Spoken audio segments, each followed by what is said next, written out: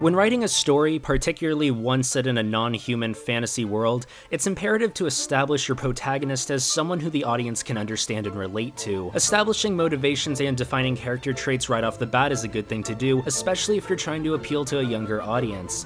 Into the Wild, the inaugural book in the immensely successful Warrior Cats series, provides a great example of how to do this well. The very first chapter was able to hook me and millions of other readers into the story of Rusty, a restless young tomcat who will eventually rise to fame as Firestar, leader of ThunderClan and savior of the Four Forest clans. As grand as that all sounds, Firestar's journey to that point is a slow, methodical progression spanning the course of 6 books. In order to keep people reading to that end, and for that destination to feel believable and satisfying, Erin Hunter had to sell us on Rusty right from the beginning. We're first introduced to Rusty in a dream. Through this, I immediately can get a sense of his primary desire. He's alone, hunting a mouse in a dark forest. Taken literally, this is something Rusty wants to be doing. Reading into it a little more though, I can infer more things about his character. 1, he doesn't mind being alone and exposed in an alien setting. He lives in a safe, artificial environment with his owners alongside other tame cats, but this isn't what makes him feel alive. Rusty craves adventure. That's why he seems so at home in his dreams. Also, note how there aren't any other cats present with him in the dream. This implies a degree of self-sufficiency endowed in Rusty and foreshadows his ability to stand alone in his decision-making. These are the kinds of qualities that you would expect to see in a great leader, and they're subtly established in Rusty as soon as we meet him. Even if you don't explicitly discern these characteristics while you're reading it, the seeds of his character are sown in your subconsciousness. If nothing else, you'll never think twice about his capacity to grow into the role he'll eventually achieve. Note how the author doesn't need to list off any traits to the reader. This is all achieved smoothly and naturally simply by the nature of the dream he's having. It's a textbook case of show don't tell, and it doesn't end there. This dream is abruptly interrupted and juxtaposed by his return to his mundane reality,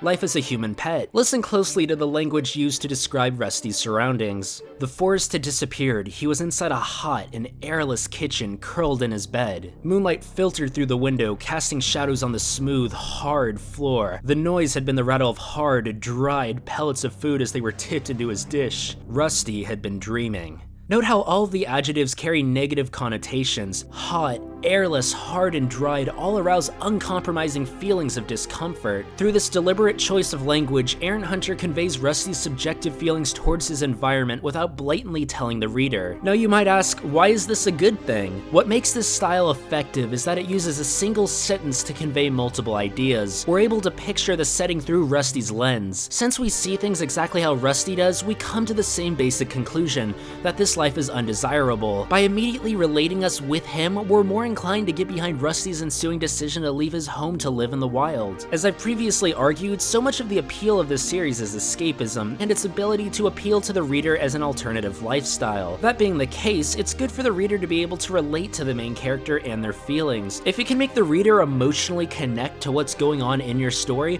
then they're more likely going to want to see what happens next. Now obviously you need to keep the reader enthralled continuously in the events of the story, but I think this is a good example of why you should and how to spark that bond between the character and reader early on. It's what makes them real and endearing to us, and why I can find the inspiration to talk about a character nearly a decade after I first encountered them. However, there's one final stroke to discuss in this introductory portrait.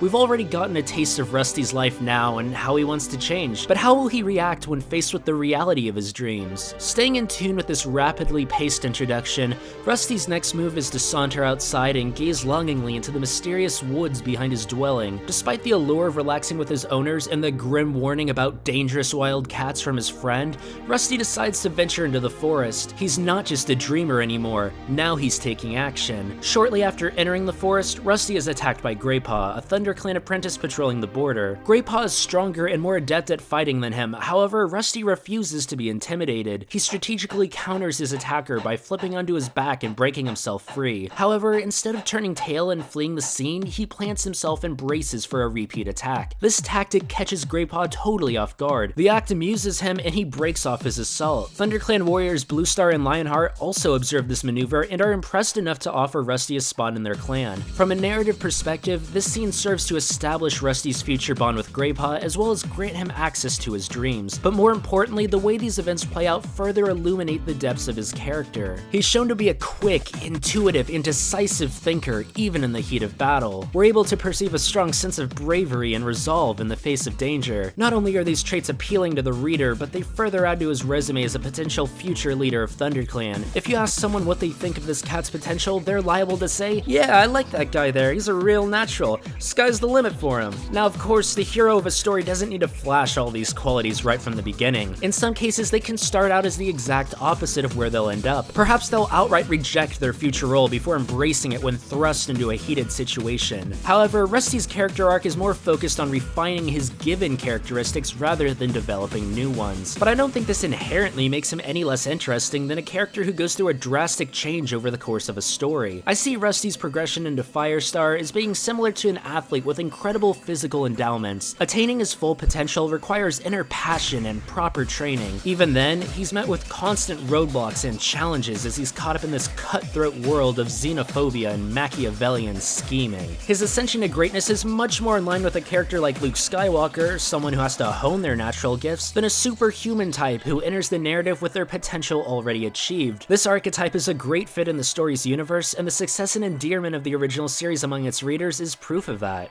I hope this video helped explain why I find the opening of Into the Wild so effective. More importantly though, I hope all of you aspiring writers or critics watching can take what I've said and apply it to your own work. If you need inspiration for a story of your own, especially one targeted at the same demographic or set to a similar structure, then I recommend you check these books out. Try to understand what they do well and where their shortcomings are. If you enjoyed this video, be sure to give it a like, share it around with your friends, and subscribe if you haven't already. Let me know in the comments what you think about what I discussed or the book series in general. Do you want to see more videos like this that can help you with your own stories? Go ahead and tell me what you think, and I hope to see you next time.